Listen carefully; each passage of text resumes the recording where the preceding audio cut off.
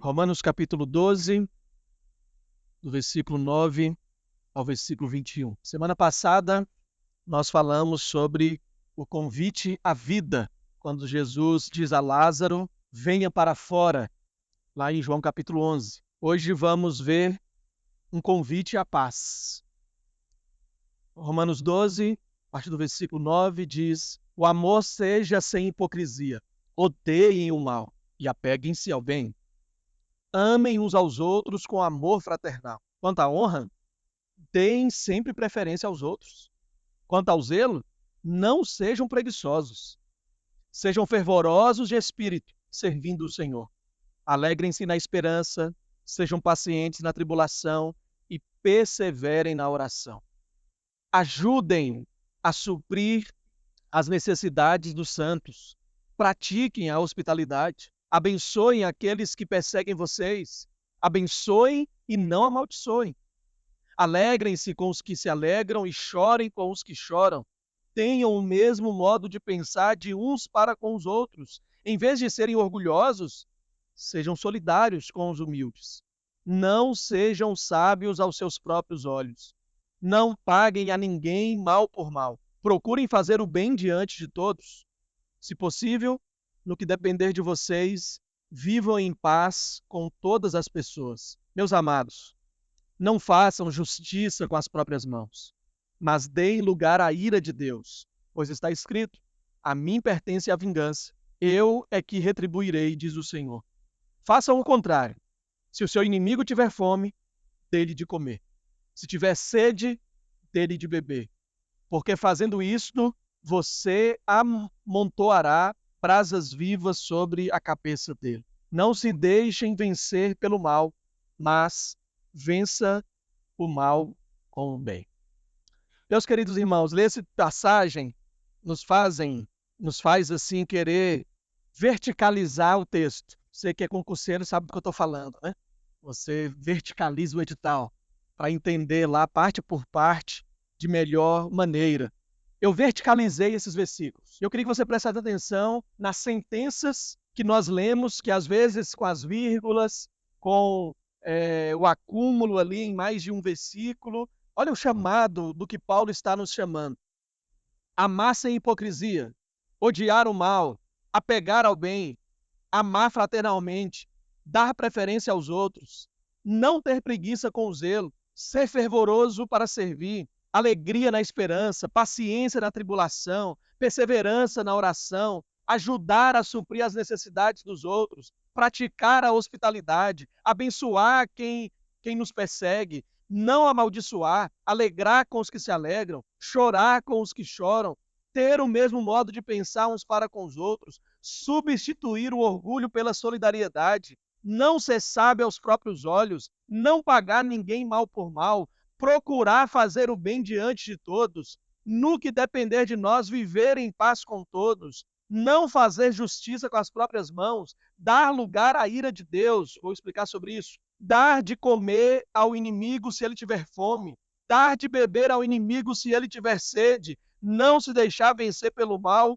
vencer o mal com o bem. 28 sentenças. E todas elas dizendo, façam isso. E aí, ao mesmo tempo, Paulo está dizendo, mas para fazer isso, vocês têm que deixar de fazer aquilo. Em resumo, Paulo está apresentando para nós algo que é óbvio, que é claro aos nossos olhos. É mais fácil saber do que fazer.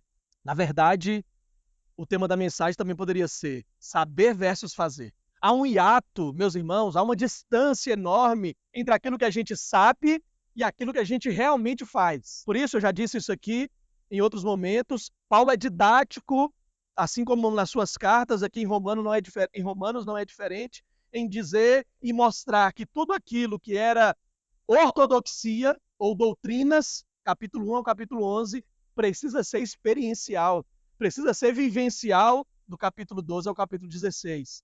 De que maneira a gente pode amar sem hipocrisia? Tendo a mente renovada, como ele começa o capítulo. Como que a gente pode odiar o mal? Mente renovada. E ter apego ao bem? Mente renovada. Amar fraternalmente? Mente renovada. Dar preferência aos outros? Só com mente renovada. Como que podemos não ter preguiça com relação ao zelo? Somente com a mente renovada. E a fervorosidade para servir? Mente renovada. O que Paulo está dizendo é que ninguém faz aquilo que vem da natureza divina se ele não nascer novamente para aquilo que é o propósito de Deus para a sua vida. Nós temos um grande desafio, então. É que, por causa do pecado em nós temos sido, ao longo dos tempos, consumidos por todos os tipos de violência. São muitas. E se nós destacássemos os nossos relacionamentos de 2018 para cá, então, estamos vivendo o que muitos teólogos chamam de polarização afetiva. Não é só polarização ideológica, é polarização afetiva, porque a questão tem a ver com uma oposição ao outro. Não é mais só uma questão de discordância, é uma questão de inimizade, é uma questão de nós contra eles. Você já deve ter ouvido isso por aí, muitas vezes. Esse pode ser o nome da nossa guerra, polarização afetiva. Ela acontece quando, além das divergências de ideias, nutrem-se emoções negativas automáticas por quem pensa diferente. O rótulo político, por exemplo, funciona como uma identidade tribal, nos fazendo desconfiar do outro e lhe atribuir más intenções, independente dos seus argumentos. Diferente da polarização ideológica, que envolve debate de propostas, a polarização afetiva transforma o outro lado em ameaça. E nisso, irmãos, o diálogo perde sua substância e se torna algo assim caricaturado, cheio de boatos e muitas frases de efeito. Mas não é só esse tipo de polarização que a gente enfrenta. A gente enfrenta também o desafio, como disse o saudoso técnico de futebol Zagallo, em 1998, a gente faz daquela frase dele uma filosofia de vida, assim, vocês vão ter que me engolir. Foi a minha primeira Copa do Mundo, aos 8 anos de idade, que eu acompanhei. Vocês vão ter que me engolir, disse ele. E às vezes nós tratamos as pessoas à nossa volta como se a sinceridade e arrogância fossem a mesma coisa. Não confundamos isso. Há muitas pessoas dizendo, eu sou sincero, quando na verdade ela deveria estar dizendo, eu sou arrogante. Uma coisa é sinceridade, outra coisa é arrogância. E geralmente, quando nós queremos que nos engulam, que se desça a goela abaixo posturas e outras coisas mais, tem mais a ver com arrogância do que necessariamente com sinceridade. Por outro lado, antes de entrarmos nas lições do texto, a ética de Jesus é totalmente radical. Quando olhamos para o Sermão da Montanha e vemos o afoito coração pecador dos discípulos muitas vezes, assim como já havia uma certa crença e uma certa expectativa de alguém revolucionário que fosse, quem sabe, um Messias sociopolítico, governamental. Afinal de contas, a história do povo de Israel, a história dos judeus, é uma história de opressões de outras nações e de governantes, persas, babilônicos, assírios. E quando nós olhamos para os romanos, e aí Jesus, no Sermão da Montanha, diz que existe uma categoria ou um patamar diferenciado para aqueles que são não pacifistas, mas pacificadores. Há uma diferença. Ele diz, bem-aventurados os pacificadores.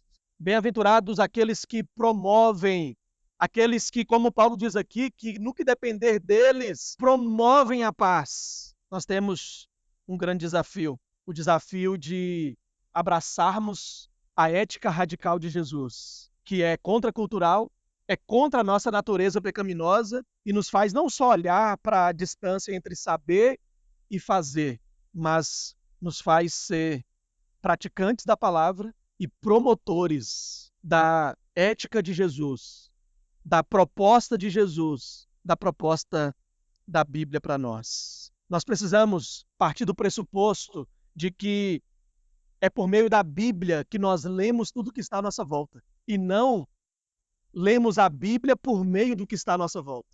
Nós lemos o que está à nossa volta por meio da Bíblia, e não o contrário. Porque senão nós vamos encaixar as nossas perspectivas humanas e encontrar uma defesa bíblica inegociável com relação a algumas posturas e algumas escolhas.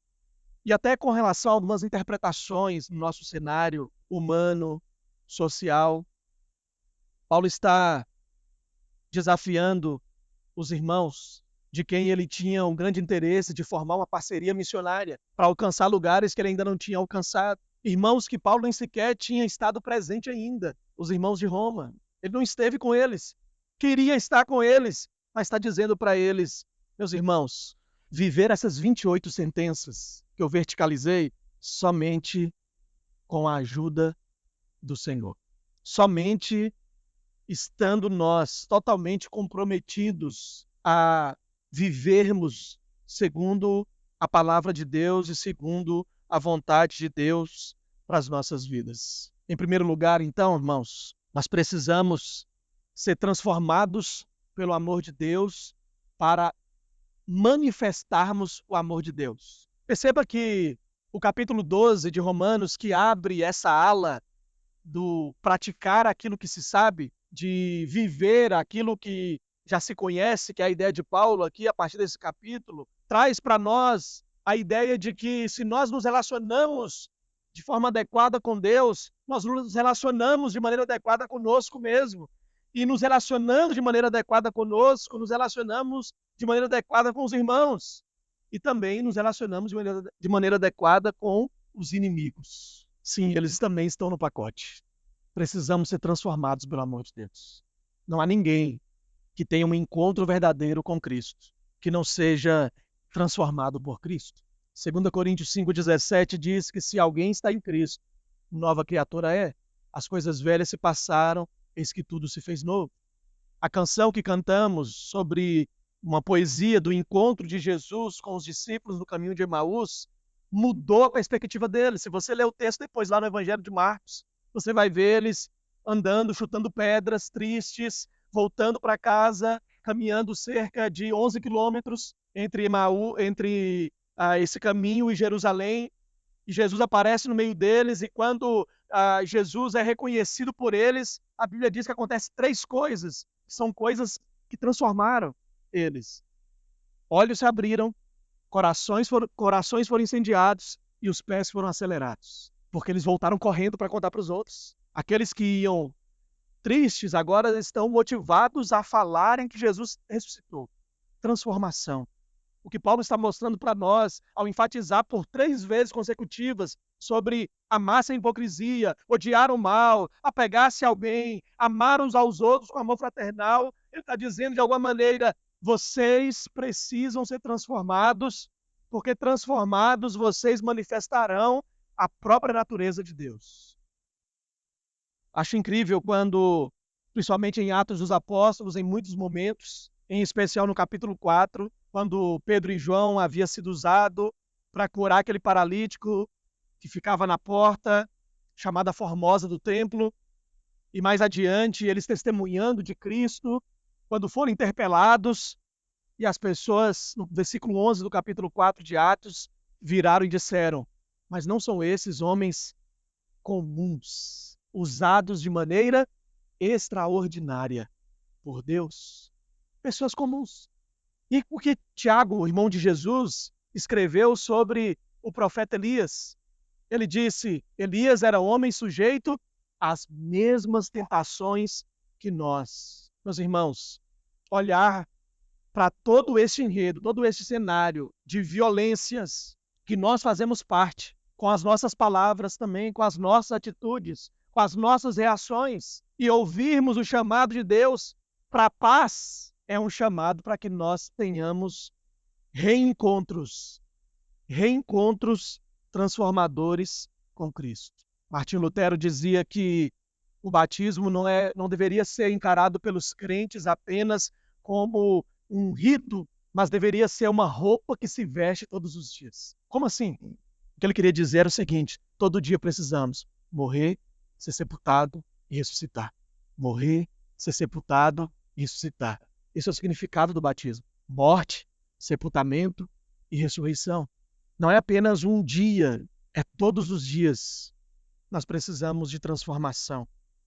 A transformação com o amor de Deus vai nos possibilitar de amar com o amor de Deus.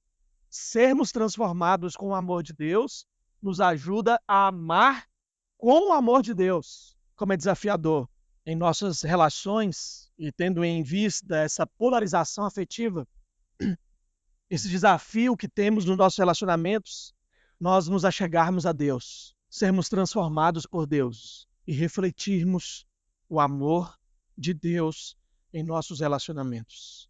O versículo 12 diz: alegrem-se na esperança, sejam pacientes na tribulação e perseverem na oração. Em segundo lugar, o convite à paz, além de sermos transformados pelo amor de Deus para manifestarmos este amor, em segundo lugar, o convite à paz, meus irmãos, é nos ajudar, é um convite para que nós tenhamos, melhor dizendo, uma nova perspectiva de vida. Veja que se não é esse um dos nossos grandes desafios, paciência na tribulação. Veja se não é esse um dos nossos grandes desafios, perseverar na oração. Veja se não é esse um dos nossos grandes desafios, nos alegrarmos na esperança. Qual esperança? A mesma esperança e a mesma palavra que Paulo usa quando ele fala em esperança em Romanos 8:24. Quando lá ele diz, porque na esperança fomos salvos. Ora, esperança que se vê não é esperança. É dessa esperança que ele está falando. É da esperança que, como nós temos aqui o texto de Hebreus 6:19 como a base para o nome da nossa igreja, é a esperança que é como âncora na nossa alma, que é imutável e é uma promessa eterna para nós, é segurança. É segurança para nós eterna, de que temos em Cristo tudo aquilo que nós precisamos. Mas o convite é mudar a perspectiva. Eu disse agora há pouco que um dos nossos grandes desafios é invertermos. Em vez de lermos a Bíblia com o que está ao nosso redor, lermos o que está ao nosso redor a partir da Bíblia. Se o desafio que temos é ler o que está ao nosso redor, mas não só ao nosso redor, acontecimentos externos, tudo que nós estamos envolvidos, dentro de nós e fora de nós, precisa ser conhecido e interpretado à luz das Escrituras Sagradas. Se esse é o nosso desafio, automaticamente é por esta perspectiva que Paulo está dizendo que precisamos viver. O convite à paz é: mude a sua perspectiva. Meus irmãos, isso é tão desafiador que mudar a perspectiva, Paulo está mais uma vez dizendo que o convite à paz é: tenha uma esperança otimista. Eu não sei se você é uma pessoa pessimista, mas geralmente é difícil conviver com pessoas pessimistas. Eu, particularmente, tenho algumas dificuldades, algumas reservas. Pessoas que são muito pessimistas. Eu não sou tão otimista assim, não. Mas tem gente que é muito pessimista, né? Tem gente assim que é complicado. Nada vai dar certo, tudo vai dar errado. Tudo ele olha por uma perspectiva de, não sei, viu?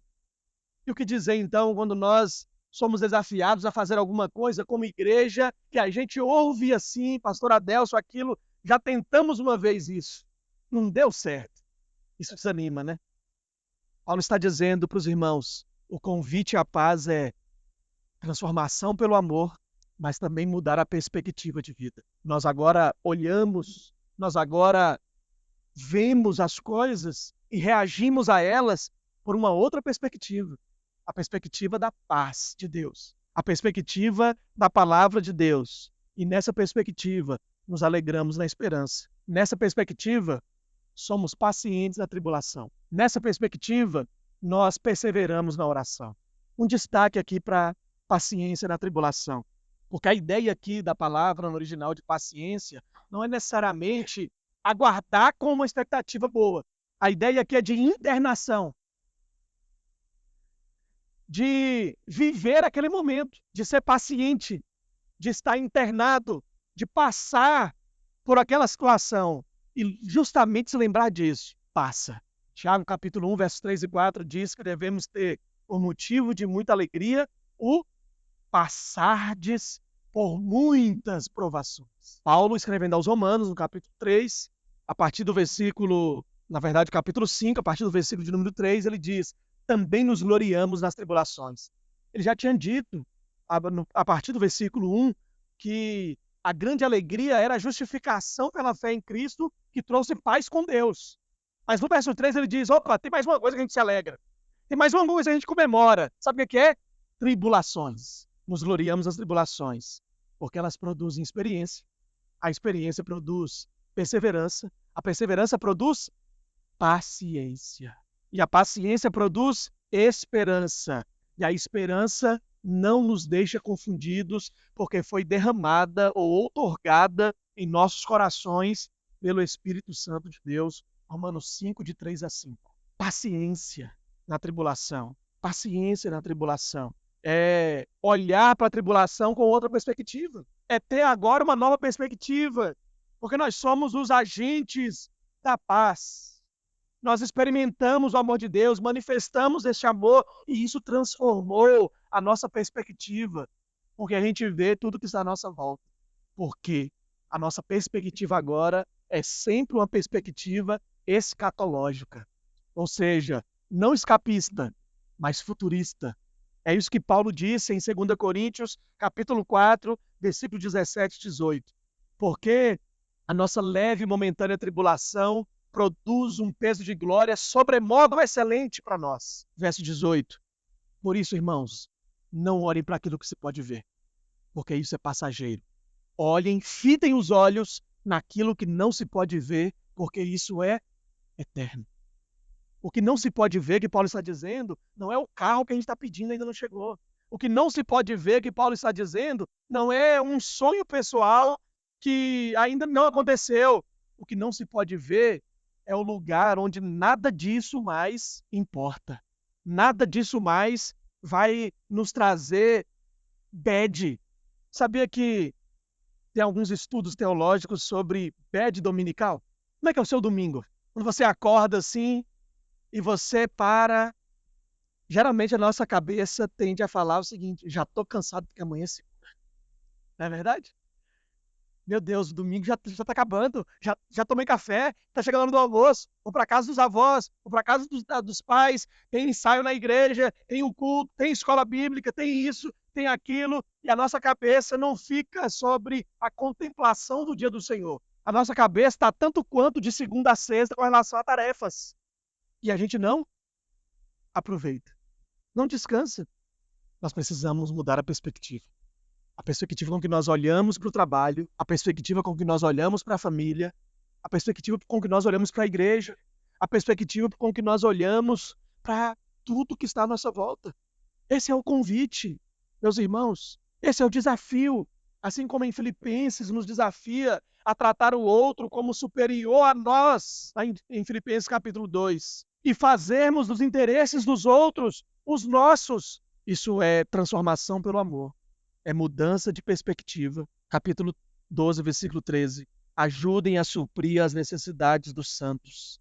Pratiquem a hospitalidade. E aí vai continuar no verso 14 e no verso 15, falando sobre abençoar os outros, sobre alegrar com os que se alegram, sobre chorar com os que choram. E a ideia de Paulo é mostrar o seguinte: você é transformado pelo amor, você muda a perspectiva e você muda o foco. E Paulo está ensinando o seguinte, que a prática de toda a ortodoxia aponta para alguém que, transformado pelo amor de Deus, não tem um foco em si mesmo. Ele está falando sobre os outros, suprir os outros, ser hospitaleiro com os outros, abençoar os outros, alegrar-se com os outros, chorar com os outros, ter o mesmo modo de pensar uns para com os outros. Em vez de ser orgulhosos, ser solidários com os outros. Está falando dos outros, meus irmãos. Está mostrando para nós que o foco da vida não é nós. Lembra que eu disse no início que uma das nossas violências é falar ou confundir sinceridade com arrogância? Quando o foco não somos nós, esse discurso cai por terra. Quando o foco não somos nós, essa desculpa esfarrapada precisa ser transformada, precisa mudar. E precisamos olhar no espelho e perceber que precisamos de mudanças, que precisamos ser mais parecidos com Jesus, que precisamos aceitar o seu convite, que precisamos de transformação, que precisamos viver e manifestar e promover a paz de Deus. Está nos ensinando a mudar o foco. Se você observar lá o Sermão da Montanha que eu falei agora há pouco, que é chamado de a ética radical de Jesus, ele está convidando desde a primeira bem-aventurança a autoanulação. Em qual sentido? Bem-aventurados os pobres de espírito ou humildes de espírito. A ideia da palavra lá, como bem explica John Stott, é de que ele está nos chamando a reconhecermos diante dele que sem ele nós não somos nada. Não é do que nos fazemos, pobres de espírito, humildes de espírito, é reconhecer que sem ele nada somos. A ideia, então, do texto passa a ser de, em Jesus, nós sermos nus. Autoanulação. Senhor, esse aqui é o Antônio. Esse sou eu. É o convite de Jesus. São felizes aqueles que não usam capas diante de Jesus. São felizes aqueles que não usam máscara diante de Jesus. É essa a ideia. Bem-aventurados os humildes de espírito. Bem-aventurados aqueles que se desnudam na presença do Senhor, aqueles que são autênticos, aqueles que são verdadeiros, aqueles que sim, são sinceros nesse sentido. O chamado, então, do convite à paz é: muda o foco. Meus irmãos, enquanto o foco for nós mesmos, nós olharemos para as pessoas.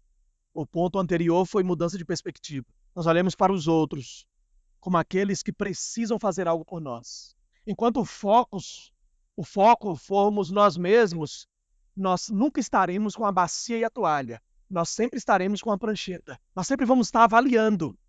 Isso aqui deveria mudar, deveria ser assim, deveria ser assado, enquanto, na verdade, Jesus nos deu foi uma bacia com uma toalha e não uma prancheta. Nós não somos fiscais, nós somos servos. Nem voluntários somos. Nem voluntários somos. Não existe essa palavra na Bíblia. Nós somos escravos. É a palavra doulos no grego, que se repete o tempo todo no Novo Testamento e é a preferida de Paulo. Ele se apresenta assim. Ele diz: eu, Paulo, doulos de Cristo. Eu, Paulo, escravo de Jesus. É assim que Tiago também se apresenta. Tiago não diz: eu, Tiago, filho de José com Maria, irmão de Jesus. Como Paulo bem disse sobre ele, coluna da igreja de Jerusalém. Não é assim que Tiago se apresenta, não. Tiago diz: eu, Tiago, escravo de Jesus. Nós somos servos de Jesus. Precisamos mudar o foco. Nós precisamos mudar o foco. O foco não somos nós. O foco não somos nós. O texto continua e eu caminho para o fim. O verso 17 diz: não paguem a ninguém mal por mal. Procurem fazer o bem diante de todos. Se possível, no que depender de vocês.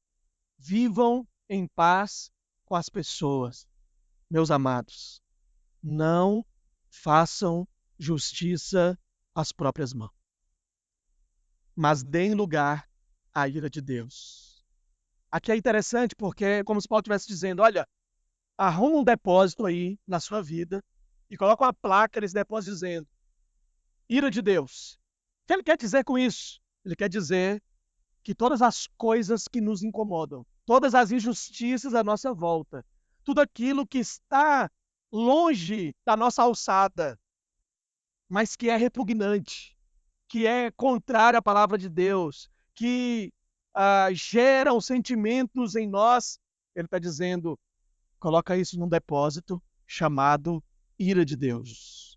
Em outras palavras, ele está dizendo o seguinte: abra lá de vez em quando e lembre-se, o que ele relembra aqui, que está escrito no Antigo Testamento: a mim pertence a vingança, eu é que retribuirei, diz o Senhor.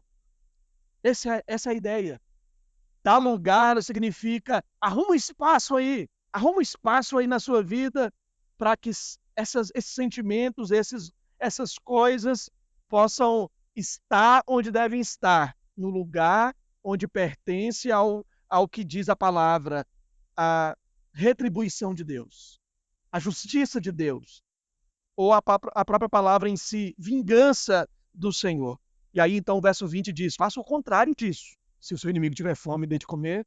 Se tiver sede, dê de beber. Em outras palavras, irmãos, último ponto, Paulo está dizendo que o convite à paz é sermos altruístas, é termos iniciativa. Existem pessoas que são ótimas em reativas, reagem bem com situações desafiadoras, mas Paulo ainda está nos convidando a ir além, a irmos além com relação a termos a iniciativa. no que depender de vocês, vivam em paz. No que depender de vocês, em outras palavras, faça todas essas sentenças serem uma realidade. Todas essas 28 sentenças que separamos. No que depender de vocês, façam tudo isso.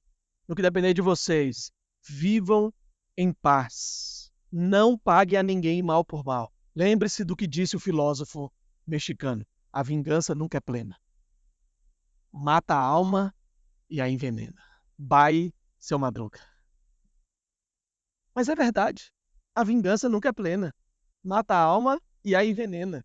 É tão interessante nós abrirmos e percebermos que tudo que Paulo vai dizer até o capítulo 15, principalmente de Romanos, ele vai sempre comparar ao que Jesus fez. Exemplo clássico, Romanos 15, quando ele diz: acolhei-vos uns aos outros, como Cristo vos acolheu.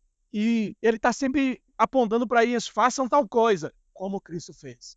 Jesus é o padrão de vida, é o padrão de comportamento, é o nosso modelo para ser seguido. Por isso, meus irmãos, o convite é: tenha a iniciativa. Tem a iniciativa de mandar a mensagem que está faltando. Tem a iniciativa de fazer a ligação que precisa ser feita.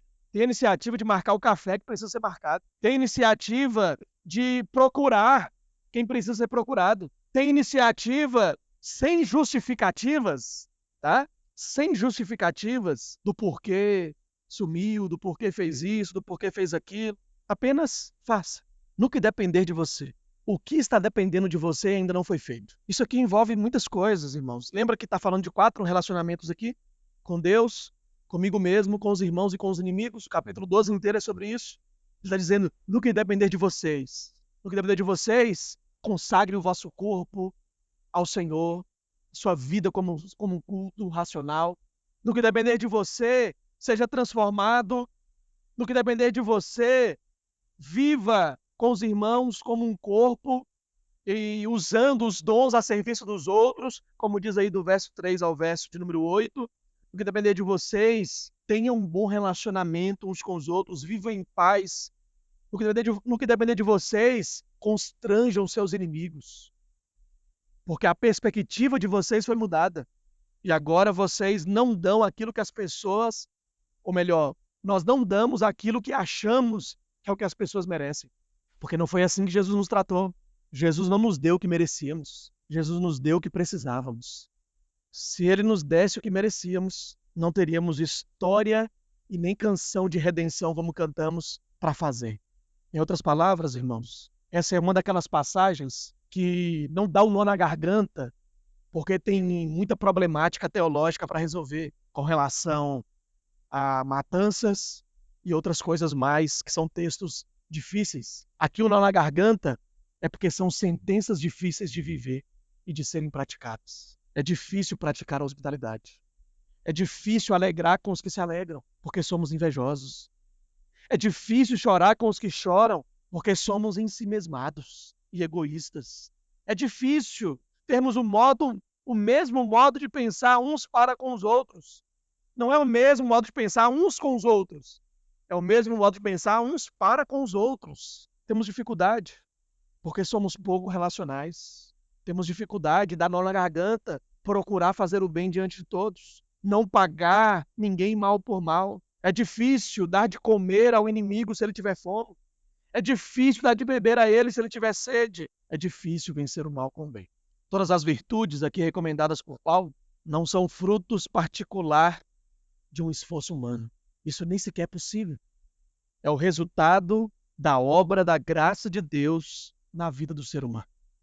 Como, irmãos, praticarmos todas essas sentenças que dão nó na garganta e que nos colocam com o rosto no chão, que nos constrange com relação às nossas ações e às nossas reações. Precisamos ser transformados pelo amor de Deus. Precisamos de uma nova perspectiva. Precisamos mudar o foco. Precisamos ter a iniciativa. Esse é o convite de Jesus para mim. Esse é o convite de Jesus para você nessa noite. Feche seus olhos. Nós vamos orar neste momento.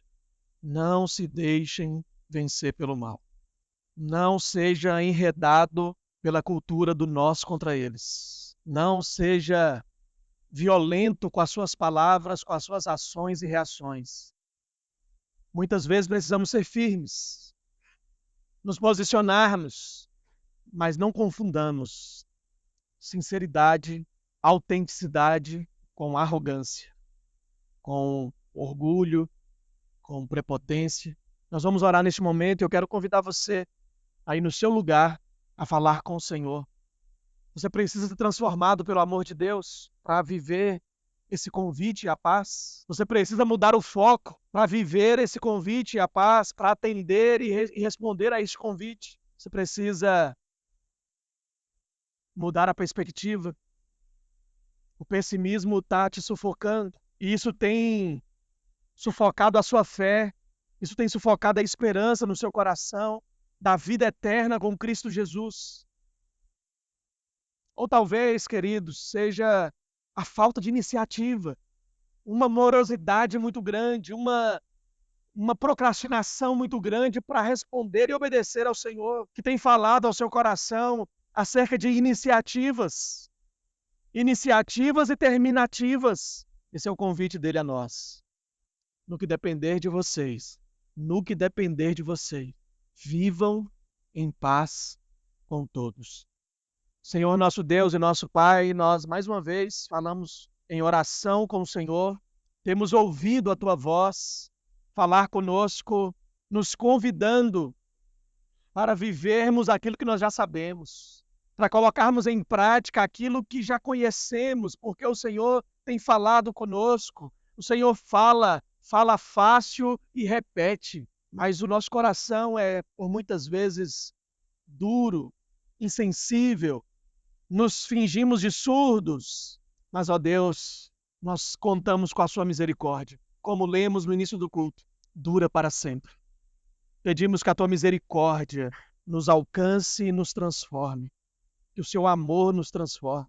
Ó Deus, muda o nosso foco, muda a nossa perspectiva, ajuda-nos a sermos servos do Senhor, que servem com alegria. Tira de nós, nessa noite, toda a prancheta, coloca em nossas mãos bacia com água e toalha, para que sirvamos, para que no que depender de nós, tenhamos iniciativa e vivamos em paz. Ajuda-nos a aceitarmos este convite todos os dias. Ajuda-nos a vivermos e a respondermos positivamente o que ouvimos aqui nessa noite. É a nossa oração, agradecidos, com perdão dos nossos pecados, em nome de Jesus. Amém e amém. Graças a Deus.